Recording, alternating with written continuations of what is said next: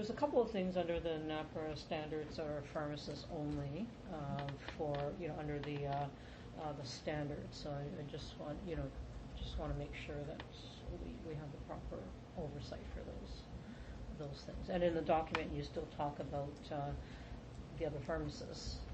In a lot of cases, though, if not most, I say pharmacist/technician, which is either or.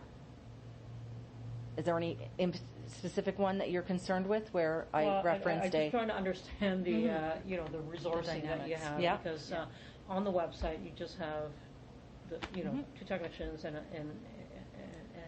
pharmacists. And then in here, you actually name other pharmacists. Oh, I thought I had revised that to remove Bijan and Jason. That was just an oversight on my part that it hadn't been changed since last time, but I thought I changed all of them. Yeah, no, their names are here, so we're just trying to understand, okay, they're not showing up on there, so are they actually... Yeah, no, that wasn't... here, or are they not? I thought I had changed that. Okay. So in one of your submissions, you have the DPP designated member, QA, and 2 pharmacists review any extended BUDs. So I guess... Yeah, that's not right. Correct. No, 1 pharmacist. Update. It happens. That's a giant document I know, to go through. So there is going to be some... It's okay. We're just trying to understand, make sure that we have the Kelly, what criteria number is that? It's easiest for me just to... Thank you. So that was from the March submission probably, right? Yeah. And it references SOP 9.050. Thank you.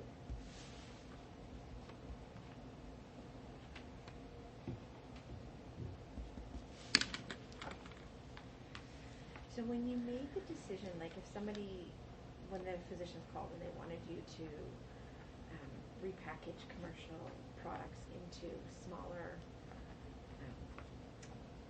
quantities, would you have done a master formulation and that would have been reviewed by a pharmacist at that point? Always, yep. Every single preparation that we prepare, whether it's just a repackaging or compounding, has a master formulation. Okay. Yeah. So that and that master formulation details exactly what's everything. Yeah. Yeah. So procedure, whether pH is has to be measured, if it's light sensitive, what is it packaged in, all of that.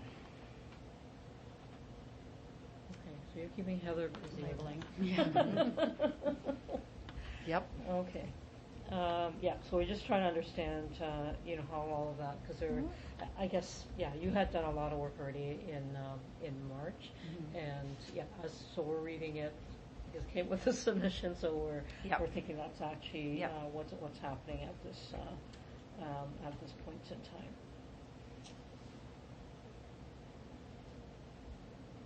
And so, Specialty Pharma Solutions. Is that the corporation or a pharmacy? That's a pharmacy. And that pharmacy is located where? On the first floor. First floor of this building. Okay, so that's... It used to be here. We used to have a shared premises, but SPS is now downstairs. Is it 104?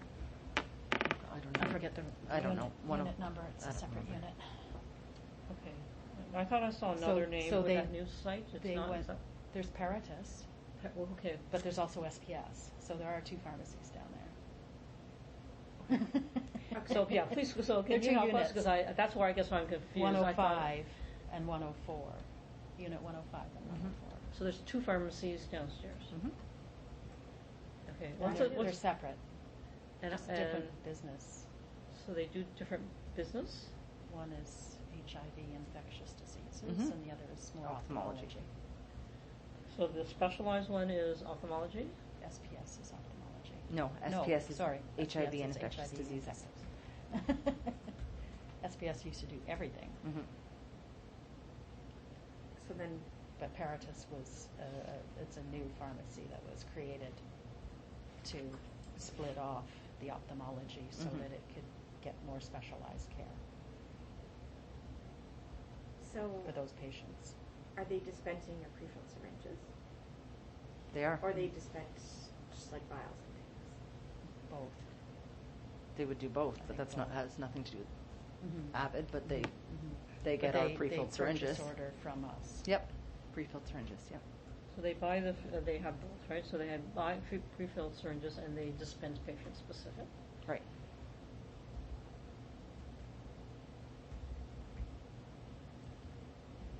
Yeah, didn't realize there was 2 pharmacies downstairs. I guess That's neither something of us are that's familiar changed. with those That's 2. something that's changed, yeah. Yeah, Jesse came in to inspect Paratus.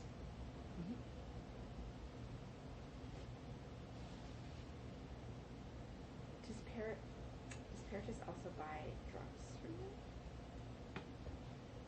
No, those go directly to the clinic. Okay. Was there something in their label for Paratus? Well, Paratus gets pre-filled syringes. There's a Paratus bin for EYLEA pre-filled syringes. Okay. They then order it and fill patient-specific So they're doing prescriptions that for the patient. EYLEA. Okay. Mhm.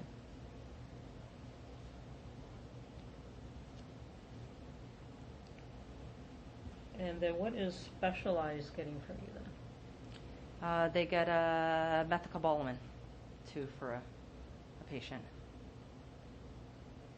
That's all they get at this point, is the methacobalamin. I thought that was custom care. They do. We make 2 strengths. We make a 1 milligram per mil and a 6 milligram per mil. I don't know which one is which. CCP gets one strength and SPS gets another one. Just one of their patients. Yeah. Okay.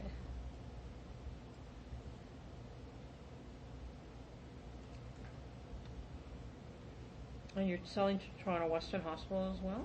Hmm. There's an ophthalmologist that injects out of Toronto Western. You're selling it to the hospital or the ophthalmologist? The doctor, the ophthalmologist.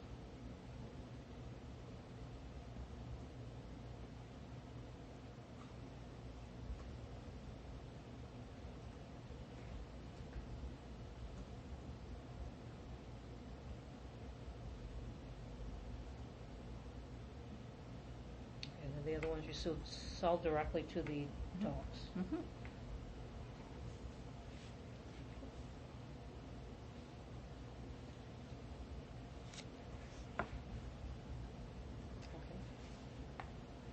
Okay there? You caught up, Kelly? I'm just taking all the good notes. Are you doing it in Excel still?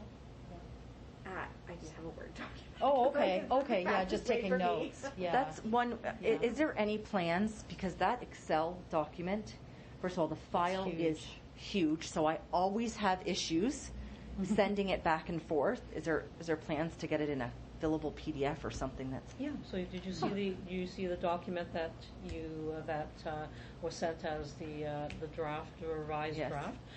So it is going to be broken up into 4 sections. Okay. So the general section, sterile non-hazardous, sterile hazardous, and then the non-hazardous, Non-sterile. non-sterile section. So Okay. it'll be done like the pharmacy. So it's going to be set up the same way as we have the pharmacy assessments at this point in time. Okay. So, yeah, I guess we still have to figure out how we're going to, if we're going to continue with the self-assessment, how that's going to be completed. Mhm. Yes. Yes, we know. So, Julia, if you're having trouble with it, just let us know, because did they not set up an FTP folder for you to drop stuff No, in? and they did that once, and I was working with Sarah Moore, I believe, and then there was tons of issues with me logging into it was a bit of a nightmare. So what I've been doing now is I convert it myself to a PDF, and then it makes the file smaller, but it just seems to be always a challenge getting it to you guys with the size it is, Yeah, so that's all. Yeah. No.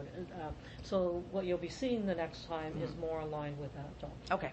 And that is, and Heather will be familiar, will be very, very much aligned with our current assessment document for sterile and non-sterile Yeah. compounding. This was done before the NAPRA standards came out, Mhm. and so we're changing it so that we align all the compounding with the standards. So you'll Mhm. see that they're directly linked to the standards and reference that way. Okay. And then we'll have a general section. Okay. We also know that, and thanks for bearing with us, there's a lot of duplication. There in is a this lot. document. Yeah. A lot. And so that will take care of that as Mhm. well.